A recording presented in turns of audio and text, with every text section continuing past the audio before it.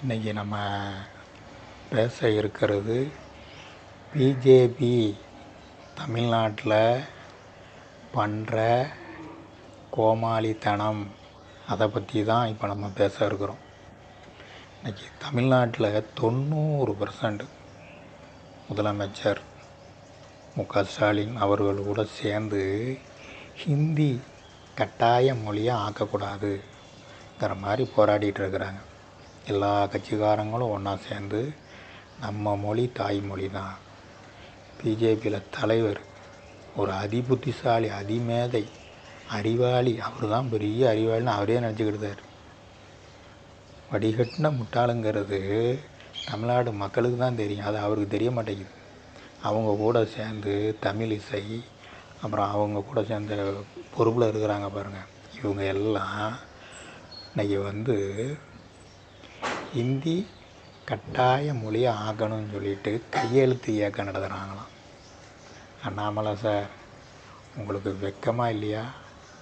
முதலமைச்சர் தமிழ்நாட்டு மக்கள் என்ன நினைக்கிறாங்களோ அவங்களுக்கு தான் நீங்கள் சப்போர்ட்டாக போகணும்.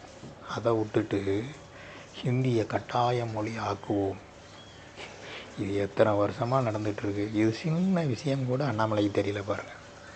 இவரை கொண்டு தலைவராக கொண்டு வச்சு இன்னொன்று கேட்குறேன், அண்ணாமலை சார், நீங்கள் பரபரப்பாக இருக்கணும், ஏதோ ஒன்று பேசி மோடி ஐயா அந்த மேலே நல்ல பேர் வாங்கணும், மீடியாக்கிட்ட உங்கள் முகம் காட்டிக்கிட்டே இருக்கணும்னு சொல்லிவிட்டு ஏதோ ஒன்று பண்ணிகிட்டு இருக்கிறீங்க. அது உங்களுக்கு வினையாக மாறும். ஏதோ 1-2 எம்எல்ஏ உள்ளே இருக்கிறாங்க, 2026 ஒருத்தர் கூட உள்ளே போக முடியாது. அது எந்த மாற்றம் இல்லை. அண்ணாமலை, அதுக்கெல்லாம் உங்களுக்கு தான் நன்றி சொல்லணும். திமுக எவ்வளோ போராடிட்டு இருக்கு, ஹிந்தி உள்ளே கொண்டு வரக்கூடாது, கட்டாய மொழி ஆக்கக்கூடாது. இதெல்லாம் புரியுதா? தமிழ்நாட்டுக்கு எவ்வளோ பணங்கள் வர வேண்டியிருக்கு, கோடி கோடி. அதெல்லாம் வர வைங்க சார், மக்களுக்கு நல்லது பண்ணுங்கள். இவருடைய எண்ணம் திமுகவை எதுக்கணும், அறிவாலயம் செங்கலை உருவணும், எல்லா செங்கலையும். திமுகவை ஒழிக்கலைன்னா நான் செருப்பு போட மாட்டேன். இந்த மாதிரிலாம் யாராவது பேசுவாங்களா? அண்ணாமலை சார், வடிகட்டின முட்டாள் கூட இந்த மாதிரி பேச மாட்டாங்க. இன்றைக்கி ஸ்கூலில் நின்றுக்கிட்டுங்க பிஜேபியுடைய மெயின் பொறுப்பில் இருக்கிறவங்க, அதை அண்ணாமலை சொல்லி தான் இருக்கும், சின்ன பிள்ளைங்களை பூரா வலுக்கட்டாயமாக எழுதுகிறாங்க, பிஸ்கட்டு பாக்கெட்டை கொடுத்து சைன் பண்ணுங்கள், ஹிந்தி வேணும்னு. பிள்ளைகளெல்லாம் போயான்ட்டு தெரித்து ஓடுறாங்க. பெண்களுக்கு, குழந்தைகளுக்கு எவ்வளவு நல்லது. இன்றைக்கி விளையாட்டுத்துறை அமைச்சர் உதயநிதி ஐயா எவ்வளவு விளையாட்டுகளையோ அப்பா, இன்றைக்கி வேர்ல்டு லெவலில் பசங்கள்லாம் பேர் எடுத்துகிட்டு இருக்கிறாங்க. இதெல்லாம் அண்ணாமலைக்கு தெரியுமா? அந்த பசங்கள்கிட்ட போய் பிஸ்கட்டை கொடுத்து சைன் பண்ணால் பிஸ்கட்டு, ஹிந்தி கட்டாய கல்வியை ஆக்கணுன்னுட்டு முயற்சி பண்ணிக்கிட்டு இருக்கிற அதிமேதை, அதிபுத்திசாலி அண்ணாமலை அவர்களே, கனவுல கூட நடக்காது. இந்த 2026 ஒரு எம்எல்ஏ சீட்டு கூட கிடைக்காத பார்த்துக்கிடுங்க. அது நீங்கள் இருக்கும்.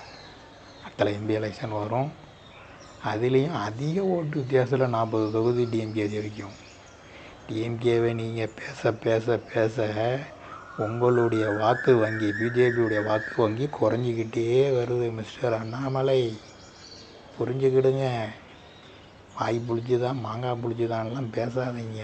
ஹிந்தியை தமிழ்நாட்டு உள்ளே வர விடமாட்டோம், பிஜேபியையும் உள்ளே வர விடமாட்டார்கள். தமிழ்நாட்டு மக்கள் தெளிவாக இருக்கிறாங்க. இன்னும் 2-3 ட்ரிப்பு டிஎம்கே ஆட்சி தான். முதல்வர் மு.க. ஸ்டாலின் அவர்கள் தான், துணை முதல்வர் உதயநிதி ஸ்டாலின் அவர்கள் தான். அண்ணாமலை சார், புரிஞ்சுக்கிடுங்க. நீங்கள் தலைகீழ நின்னாலும் இதை மாற்றவே முடியாது. நன்றி. அடுத்தால ஒரு நல்ல செய்தியில் உங்களை சந்திக்கிறேன். உங்களின் நண்பன் ராமையா சரோஜாராஜ். ஃபயர் டிவி நம்ம சேனல் சப்ஸ்கிரைப் பண்ணுங்கள். நன்றி.